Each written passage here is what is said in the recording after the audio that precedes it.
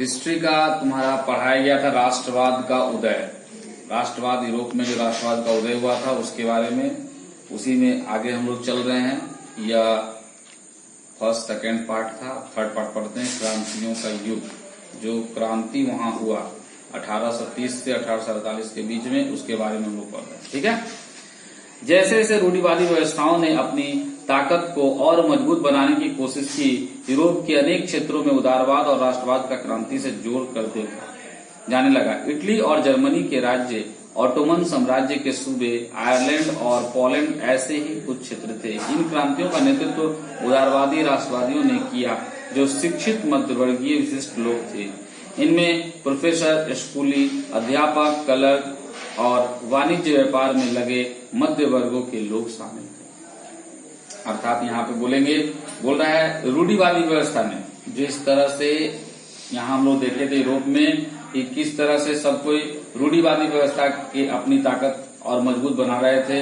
Europe में बहुत सारे क्षेत्र में उदारवाद और राष्ट्रवाद क्रांति से जो है जुड़ रहे थे। इटली और जर्मनी के राज्य, ऑटोमन साम्राज्य के सूबे और आयरलैंड और पोलैंड ऐसे कुछ क्षेत्र थे जहां पे ये राष्ट्रवाद ज्यादा लोगों के पास आ रहा था, मतलब ज्यादा लोग इससे जुड़ रहे थे। इन क्रांतियों का नेतृत्व उदारवादी राष्ट्रवादियों ने किया। यहाँ पे जो क्रांति लाया, कौन लाया? जो उदारवादी राष्ट्रवादी थे।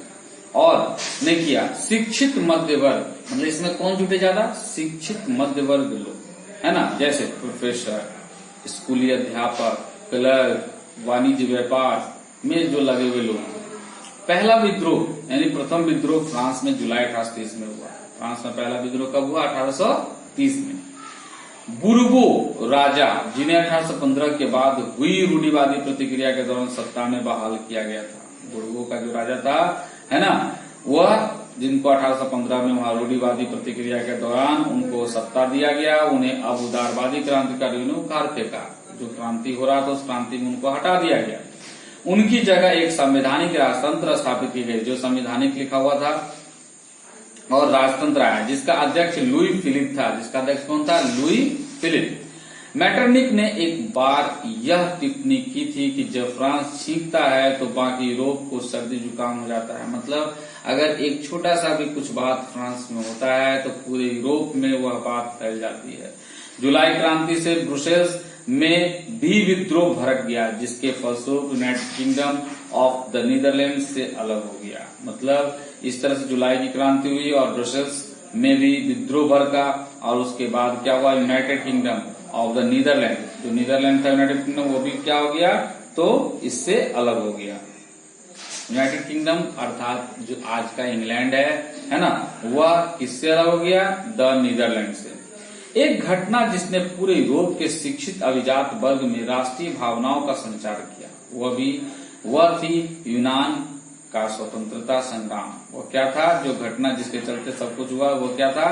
तो यूनान का स्वतंत्रता संग्राम। 15वीं सदी से यूनान ऑटोमन साम्राज्य का हिस्सा था। 15वीं सदी से जो यूनान था वो किसका साम्राज्य के अंदर था? ऑटोमन। यूरोप में क्रांतिकारी राष्ट्रवाद की प्रगति से यूनानियों का आजादी के लिए संघर्ष 1823 में आरंभ हो गया। यूनान में राष्ट्रवादियों को निर्वासन में रह रहे यूनानियों के साथ पश्चिमी यूरोप के अनेक लोगों का भी समर्थन मिला, जो प्राचीन यूनानी संस्कृति के प्रति सहानुभूति रखते थे। कवियों और कलाकारों ने यूनान को यूरोपीय सभ्यता का पालना बताकर प्रशंसा की और एक मुस्लिम साम्राज्य के विरुद्ध यूनान के संघर्ष के लिए जनमत जुटाया। मतलब यहाँ क्या बोला जा रहा है कि यूनान में राष्ट्रवादी का निर्वासन में रह रहे यूनानी के साथ पश्चिमी यूरोप के अनेक लोगों का भी समर्थन मिला, जो प्राचीन यूनानी संस्कृति के प्रति सहानुभूति रखते। मतलब जो यूनानी पुराना था, यूनानी संस्कृति जो पुराना था, उसके प्रति जो सहानुभूति रखते थे, मतलब जो उसको मानते थे, वो लोग पश्चिमी यूरोप को आगे लेकर आए। कवियों और कलाकारों ने यूनान को यूरोपीय सभ्यता का पालना बताकर प्रशंसा की। बोला क्या? कुछ कवि और कुछ कलाकार क्या बताया? यूनान को यूरोप का सभ्यता का पालना, मतलब यूरोप के जो सभ्यता का पालना का मतलब क्या होता है? जिसमें छोटे बच्चे को झुलाया जाता है, वही पालना बताकर प्रशंसा की, और एक मुस्लिम साम्राज्य के विरुद्ध यूनान के संघर्ष के लिए जनमत जुटाया। और मुसलमानों लोग के लिए जो है उस साम्राज्य के विरुद्ध जो यूनान संघर्ष किया, उस पर एक जनमत जुटाया, मतलब लोगों का मत जुटाया। अंग्रेज कवि लॉर्ड वायरन ने धन इकट्ठा किया और बाद में युद्ध में लड़ने भी गया, जहां 1824 में बुखार से उनकी मृत्यु हो गई। अंततः 1832 की कुस्तुनतुनिया की संधि ने यूनान को एक स्वतंत्र राष्ट्र की मान्यता दी, और उसके बाद 1824 में जो बुखार हुआ उनको, अब बुखार होने के बाद जो उनकी मृत्यु हो गई, किनकी, तो लॉर्ड बायरन को, है ना। और उसके 1832 में कुस्तुनतुनिया की संधि ने यूनान को एक स्वतंत्र राष्ट्र का मान्यता दिया और एक स्वतंत्र राज्य अर्थात देश बन गया। रूमानी कल्पना और राष्ट्रीय भावना। राष्ट्रवाद का विकास केवल युद्धों और क्षेत्रीय विस्तार से नहीं हुआ। राष्ट्र के विचार के निर्माण में संस्कृति ने एक अहम भूमिका निभाई।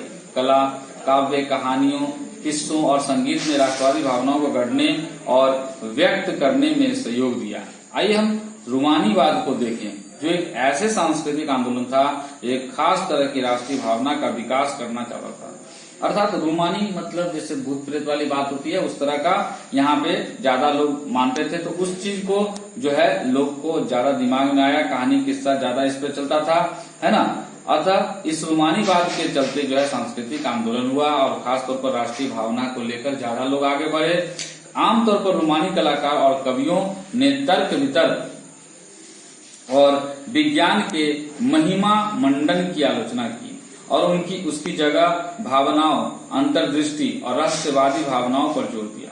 उनका प्रयास था कि एक साझा सामूहिक विरासत की अनुभूति और एक साझा सांस्कृतिक अतीत को राष्ट्र का आधार बनाया जाए। यहाँ बोल रहा है कि जो इस विज्ञान के तहत जो ये महिमा मंडन का आलोचना हुआ और उसकी जगह जो भावनाओं का अंतर्दृष्टि की रहस्यवादी भावनाओं पर जोर दिया गया, उनका प्रयास यही था कि यह सब कुछ साझा सामूहिक रूप में हमारा जो विरासत है, उसका साझा सांस्कृतिक जो विरासत है, यह सब राष्ट्र का आधार बन जाए। मतलब यहाँ का जो संस्कृति है, यहाँ का जो राष्ट्रवाद है, यहाँ का जो सामूहिक विरासत है, यह सब कुछ एक साथ मिलकर क्या है, देश का विरासत।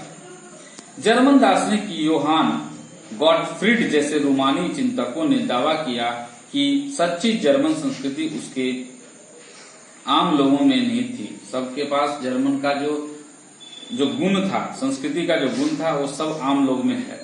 इसलिए राष्ट्र की सच्ची आत्मा लोक गीतों, जन काव्य और लोक नृत्यों से प्रकट होती है। बोल रहा है राष्ट्र का जो सही ढंग का जो आत्म लोकगीत है, वह कहाँ से आता है, जन काव्यों से और लोक नृत्यों से प्रकट होती है। इसलिए लोक संस्कृति के इन स्वरूपों को एकत्र और अंकित करना राष्ट्र के निर्माण की परियोजना के लिए आवश्यक था। स्थानीय बोलियों पर बल और स्थानीय लोक साहित्य को एकत्र करने का उद्देश्य केवल प्राचीन राष्ट्रीय भावना को वापस लाना नहीं था, बल्कि आधुनिक राष्ट्रीय संदेश को ज्यादा लोगों तक पहुंचाना था। मतलब यहाँ पर यह नहीं था कि लोगों को सिर्फ सबको एकत्र करके वापस लाना था उस सब भावना से, सिर्फ यही नहीं था, इसमें यह भी था कि उनके अंदर ज्यादा से ज्यादा राष्ट्रीय भावना आए और वह ज्यादा से ज्यादा जो निरक्षर हैं वह ज्यादा से ज्यादा साक्षर हो। यह खास तौर पर पोलैंड पर लागू होता था, जिसका 18वीं सदी के अंत में रूस, प्रुसिया और ऑस्ट्रिया जैसी बड़ी शक्तियों ने विभाजन कर लिया था। मतलब यहाँ पे सबसे बड़ा कहाँ पे आया ये बात, तो अंत में यहाँ पे रूस, प्रुसिया और ऑस्ट्रिया कहाँ से अलग हो गया, पोलैंड से, ठीक है, और विभाजन करके अलग हुई। यद्यपि पोलैंड अब स्वतंत्र भूक्षेत्र नहीं था, किंतु संगीत और भाषा के जरिए राष्ट्रीय भावना जीवित रखी गई। लेकिन यहाँ पे क्या बोला गया, स्वतंत्र भूक्षेत्र नहीं था, भले कौन नहीं था, तो पोलैंड, फिर भी यहाँ पर संगीत, भाषा, यह सब के चलते सबकी राष्ट्रीय भावना एक थी। मसलन कैरोल कुर्फिस्की ने राष्ट्रीय संघर्ष का अपने ओपेरा और संगीत से गुणगान किया और पोलेनेस और मजूरका जैसे लोक नृत्य को राष्ट्रीय प्रतीक में बदल दिया। मतलब जो यहाँ का कला संस्कृति था, संगीत और नृत्य, उसके द्वारा अगर कह सकते हैं कि यहाँ पे संस्कृति को राष्ट्र का प्रतीक देकर बदल दिया। भाषा ने भी राष्ट्रीय भावनाओं के विकास में एक महत्वपूर्ण भूमिका निभाई। भाषा भी क्या किया भाई, तो राष्ट्रीय भावनाओं को खूब विकास किया और उस विकास के द्वारा उसमें बहुत बड़ा भूमिका निभाया। क्या, रूसी कब्जे के बाद पोलिश भाषा को स्कूलों से बलपूर्वक हटाकर रूसी भाषा को हर जगह जबरन लादा गया। मतलब सब जगह पोलिश भाषा को हटाकर क्या लाया गया? रूसी भाषा, जो जबरदस्ती लाया गया। 1831 में रूस के विरुद्ध एक सशस्त्र विद्रोह हुआ जिसे आखिरकार कुचल दिया गया। बोल रहा है 1831 में रूस के विरुद्ध एक सशस्त्र विद्रोह हुआ और वह विद्रोह हुआ जिसके चलते क्या हुआ? इसको लास्ट में कुचल ही दिया गया, मतलब हटा दिया गया। इसके अनेक सदस्यों ने राष्ट्रवादी विरोध के लिए भाषा को एक हथियार बनाया। चर्च के आयोजन और संपूर्ण धार्मिक शिक्षा में पोलिश का इस्तेमाल हुआ। मतलब जो पोलैंड में भाषा था उसको हटाकर रूसी भाषा को लाया गया था, जो लोगों को लादा गया था उसी को हथियार बनाया। कौन? राष्ट्रवादी विरोधी लोग। जो वो लोग क्या किए? चर्च में आयोजन जो भी बात होगा, संपूर्ण धार्मिक शिक्षा जो भी मिलेगी पोलिश भाषा में मिलेगा पोलैंड में। इसका नतीजा यह हुआ कि बड़ी संख्या में पादरियों और बिशपों को जेल में डाल दिया गया। रूसी अधिकारियों ने उन्हें सजा देते हुए साइबेरिया भेज दिया क्योंकि उन्होंने रूसी भाषा का प्रचार करने से इंकार कर दिया गया। कौन? वहां का पादरी, चर्च का, ये लोग सब जो है उस भाषा से मानने के लिए मना कर दिया। इसलिए जो है वहां का जो अधिकारी था, रूसी अधिकारी, उसको जेल भेज दिया, कुछ को साइबेरिया भेज दिया। पोलिश भाषा रूसी प्रभुत्व के विरुद्ध संघर्ष के प्रतीक के रूप में देखी जाने लगी और यह देखा गया कि रूसी भाषा जो है हमारा सब कुछ यहाँ पे पोलैंड में ठीक है, क्योंकि वो रूस के जो अधिकारी थे वो मानते थे, लेकिन वहाँ के लोगों के लिए कौन सा भाषा वहाँ के लिए अच्छा था? पोलिश भाषा। और पोलिश भाषा जो है रूस के लिए सबसे बड़ा विरोध था। भूख, कठिनाई और जनविद्रोह। 1830 के दशक यूरोप में भारी कठिनाई लेकर आया। 19वीं सदी के प्रथम भाग में पूरे यूरोप में जनसंख्या में जबरदस्त वृद्धि हुई। ज्यादातर देशों में नौकरी ढूंढने वालों की तादाद उपलब्ध रोजगार से अधिक थी। ग्रामीण क्षेत्रों की अतिरिक्त आबादी शहर जाकर भीड़ से भारी गरीब बस्तियों में रहने लगी। नगरों के लघु उत्पादकों को अक्सर इंग्लैंड से आयातित मशीन से बने सस्ते कपड़ों से कड़ी प्रतिस्पर्धा का सामना करना पड़ रहा था। मतलब यहाँ के लोग जो है ज्यादातर बेरोजगार थे, उनके पास रोजगार नहीं था। ग्रामीण क्षेत्र में बहुत सारा आबादी शहर जाकर भीड़ में रहने लगा, गरीब बस्तियां बनाकर, और नगरों में बहुत सारा छोटा छोटा उत्पादक था, लेकिन वहां पर भी बहुत सारा कंपटीशन था। क्या? इंग्लैंड से जो आता था आयातित मशीन से बना हुआ कपड़ा, है ना। आयातित मतलब क्या हुआ? जो दूसरा देश से आता है कोई सामान, उसको आयातित करते हैं, यानी आयात होकर आता है। हमारे देश से दूसरा देश में जाएगा तो क्या कहेंगे? निर्यात, है ना। तो आयातित जो कपड़ा था उसका बहुत बड़ा प्रतिस्पर्धा था, क्योंकि मशीन से बनता था, तो इस तरह से बहुत महंगा नहीं, सस्ता होता था, और उसमें मार्केट में लोग सस्ता चीज कर देंगे। इंग्लैंड में औद्योगिकरण का स्तर महाद्वीप से ऊंचा था। महाद्वीप को यह प्रतिस्पर्धा कपड़ा उद्योग में ज्यादा झेलनी पड़ी। इस महाद्वीप को जो है ज्यादा झेलना पड़ा, किस चीज के लिए? तो कपड़ा उद्योग के लिए। क्यों? क्योंकि वहां पर औद्योगिकरण हो चुका था इंग्लैंड में, जबकि यहाँ नहीं था। क्योंकि उसका उत्पादक मुख्यतः घरों और छोटे कारखानों में होता था। यहाँ पे जो होता था वो कैसा होता था? छोटा कारखाना में और घर में, और केवल आंशिक रूप से मशीनीकृत था, मतलब बहुत कम रूप में मशीनीकृत था। इसीलिए यूरोप के उन इलाकों में जहां कुलीन वर्ग अभी भी सत्ता में था, कृषक सामंती शुल्कों और जिम्मेदारियों के बोझ तले दबे थे। मतलब जहां पे कुछ कुलीन वर्ग थे, कुलीन वर्ग का मतलब अमीर बताए थे, वह लोग सत्ता में था, तो वो लोग कृषक सामंती शुल्क ये सब चीज बहुत ज्यादा टैक्स देने के चलते वो लोग बहुत ज्यादा बोझ के तले दबे हुए थे। खाने पीने की चीजों के मूल्य बढ़ने या किसी वर्ष फसल के खराब होने के शहर और गांव में व्यापक गरीबी फैल जाती थी। मतलब अगर कभी मान लो कि अगर किसी चीज का दाम बढ़ गया या फसल सूख गया, तो इसके चलते क्या होता था कि पूरा का पूरा वहां पे गरीबी फैल जाता था।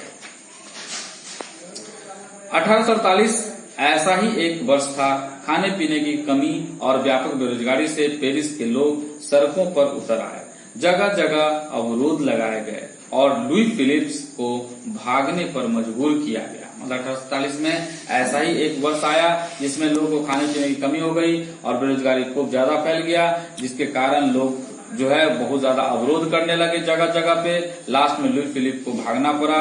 उनके राष्ट्रीय सभा ने एक गणतंत्र की घोषणा करते हुए 21 वर्ष से ऊपर सभी वयस्क पुरुषों को मताधिकार प्रदान किया और काम का अधिकार की गारंटी दी। मतलब सबको वोट देने का भी अधिकार दिया जिसका 21 वर्ष हो गया, और साथ में सबको काम देने का गारंटी। रोजगार उपलब्ध कराने के लिए राष्ट्रीय कारखाने स्थापित किए गए और रोजगार देने के लिए क्या किया? राष्ट्रीय कारखाना बनाया गया। राष्ट्रीय मतलब सरकारी। इससे पहले 1845 में सिलेसिया में बुनकरों ने उन ठेकेदारों के खिलाफ विद्रोह कर दिया था जो उन्हें कच्चा माल देकर निर्मित कपड़ा लेते थे, परंतु दाम बहुत कम थे। पत्रकार विलेम वोल्फ ने सिलेसिया के एक गांव की घटना इस प्रकार बयान की।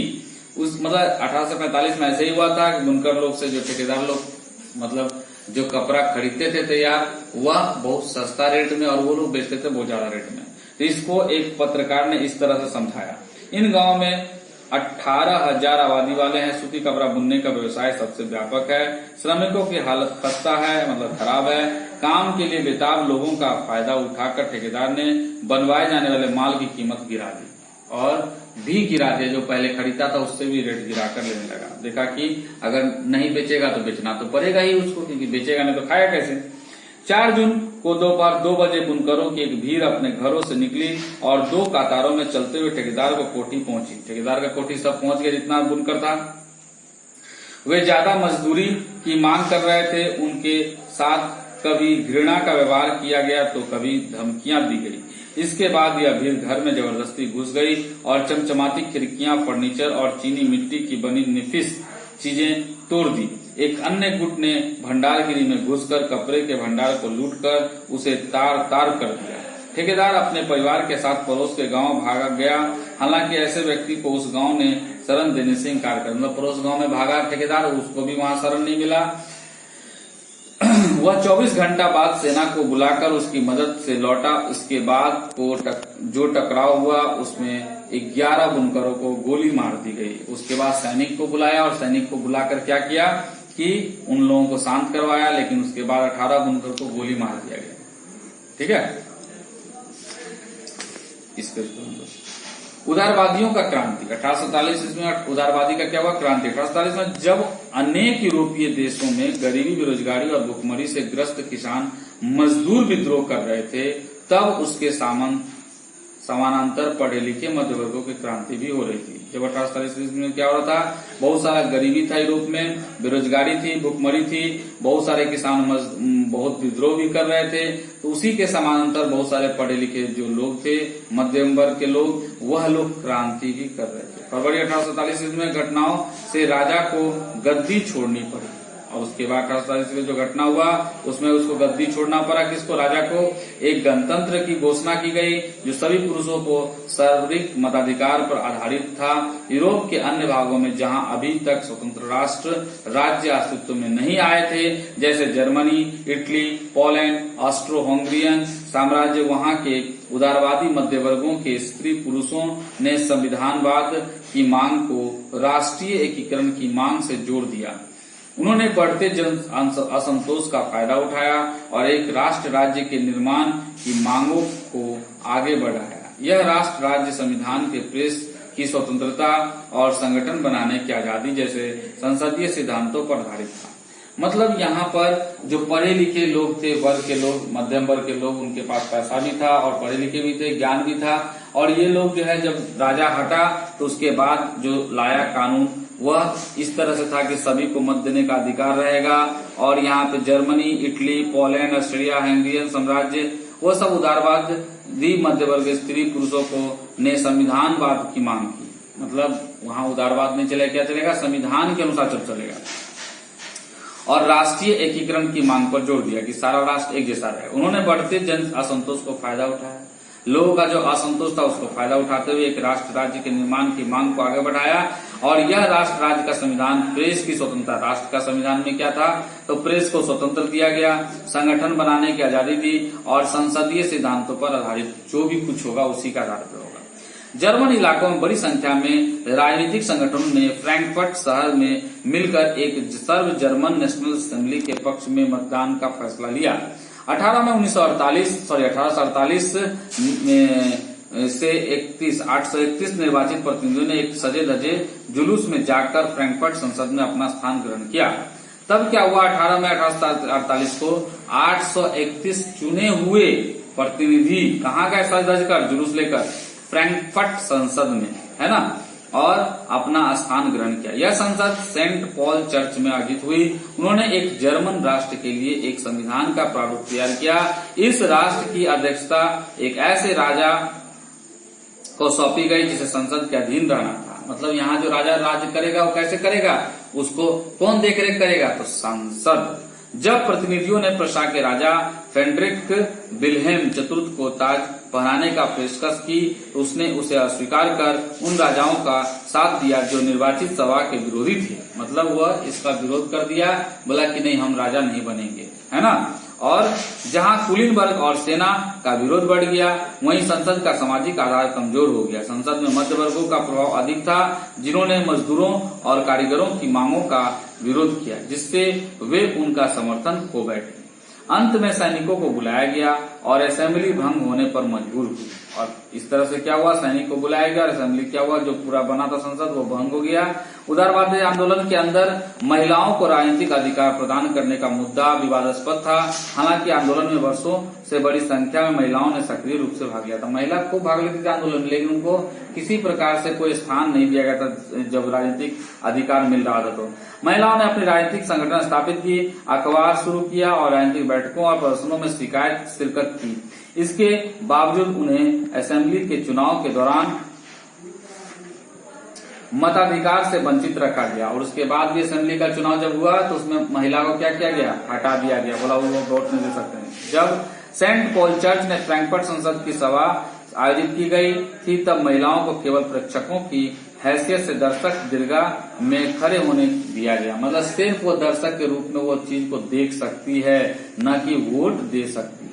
हालांकि रूढ़िवादी ताकत 1848 में उदारवादी आंदोलन को दबा पाने में कामयाब हुई, किंतु वे पुरानी व्यवस्था बहाल नहीं कर पाई। जो पुरानी व्यवस्था वहां पे था वो बहाल नहीं कर पाई। राजाओं को यह समझ में आना शुरू हो गया था कि उदारवादी राष्ट्रवादी क्रांतिकारियों को रियायतें देकर ही क्रांति और दमन के चक्र को समाप्त किया सकता है। अगर हम इसको रियायत नहीं देंगे, छूट नहीं देंगे, तो क्या होगा, ये लोग हम पर हावी हो जाएंगे। अतः 1847 के बाद हुए वर्षों में मध्य और पूर्वी यूरोप को निरंकुश राजशाहियों ने उन परिवर्तनों को आरंभ किया जो पश्चिमी यूरोप में 1815 से पहले हो चुके थे। इस प्रकार हैब्सबर्ग अधिकार वाले क्षेत्रों और रूस में भूदासत्व और बंधुआ मजदूरी समाप्त कर दी गई।